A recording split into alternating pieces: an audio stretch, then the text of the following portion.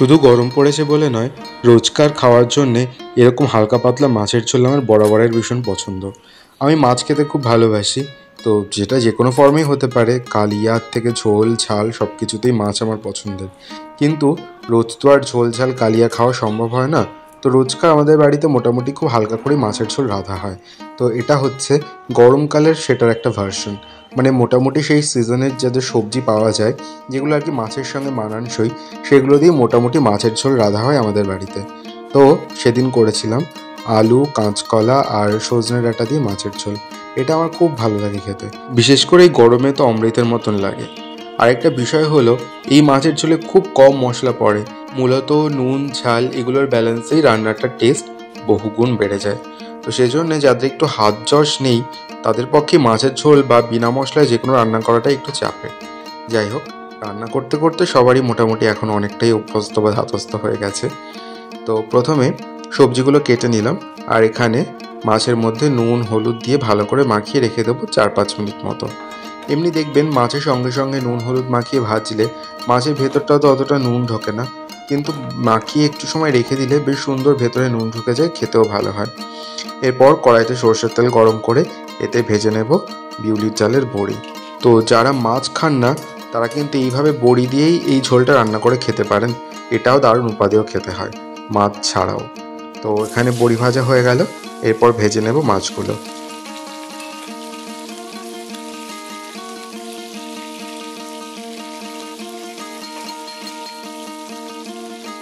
তো এই ঝোলের মাছ অত বেশি ভাজতে হয় না, কিন্তু আমার আবার মাছ একটু বেশি ভাজা না হলে ভালোও লাগে না। তো সেই জন্যই মধ্যপন্থা নিয়ে মোটামুটি করে মাছটা একটু ভেজে নিলাম। তারপর ওই মাছ ভাজার তেলেই দিচ্ছি জিরে ফোড়ন। এতে আর কিছু ফোড়নে যায় না, শুকনো লঙ্কা বা তেজপাতা কিছুই দিতে হবে না। এরপর ওর মধ্যে দিয়ে দেবো কেটে রাখা আলু। আলুটা দিয়ে একটু ভেজে নেওয়ার পর ওর মধ্যে দিয়ে দিলাম কেটে রাখা সজনে ডাঁটা। ডাঁটাটা একটু ভাজা হলে ওর মধ্যে দিয়ে দিলাম কেটে রাখা কাঁচকলা। অনেকে কাঁচকলা ছাড়াও করেন, তবে আমরা যেহেতু খুব বেশি আলু খাই না, সেজন্য একটু কাঁচকলা দিলাম। আর বেশ ভালোই লাগে এটাও খেতে। তো এখানে সবজিগুলো ভাজা হচ্ছে, এখানে ঝোলের জন্য মশলাটা রেডি করব। খুব সামান্য পরিমাণ জিরে, একটুখানি আদা, আর দেবো 4-5টা মতো গোলমরিচ। ব্যাস, আর কিছুই লাগে না এতে। তো ভালো করে মশলাটা বেটে নেব।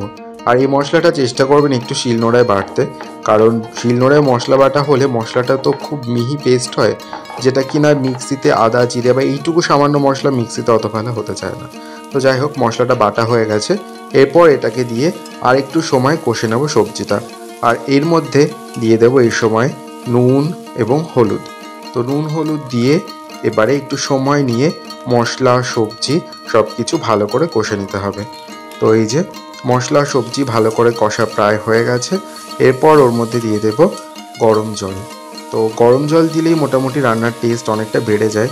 এটা আমি বহুবার আগে রান্নায় বলেছি এবং আবার বলছি, চেষ্টা করবেন রান্নার সময় সবসময় গরম জল ব্যবহার করতে।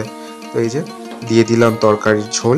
এটা একটু বেশি ঝোল রাখলেই ভালো, সেজন্য একটু বেশি করে জল দিয়েছি। ঝোল ফুটে উঠেছে, এর মধ্যে দিয়ে দেবো চিড়ে রাখা কাঁচা লঙ্কা, আর দিয়ে দেবো ভেজে রাখা ডালের বড়ি। বড়িটা একটু সেদ্ধ হতে যায় সময় নেয়। তারপর ওর মধ্যে দিয়ে দেবো ভেজে রাখা মাছগুলো, দিয়ে একটু ঢেকে দেবো যাতে সবটা একটু ভালো করে মিশে যায়। তো মোটামুটি 5-6 মিনিট মতো রান্না করার পর ঢাকনাটা সরিয়ে একটু দেখে নেব সব সবজিগুলো ভালো মতন সেদ্ধ হলো কিনা। তো ভালো করে নাড়িয়ে চাড়িয়ে দেখে নিচ্ছি। তো মোটামুটি দেখে যা মনে হচ্ছে সবজি ভালো সেদ্ধ হয়ে গেছে।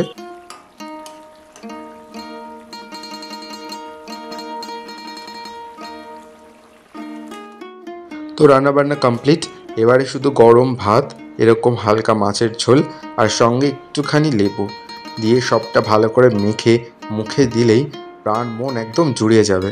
তো কার কার রান্নাটা ভালো লাগলো জানাবেন, আর কে কে এইভাবে মাছের ঝোল খেতে ভালোবাসেন অবশ্যই কমেন্ট করে জানাবেন। দেখা হচ্ছে পরের ভিডিওতে। নমস্কার।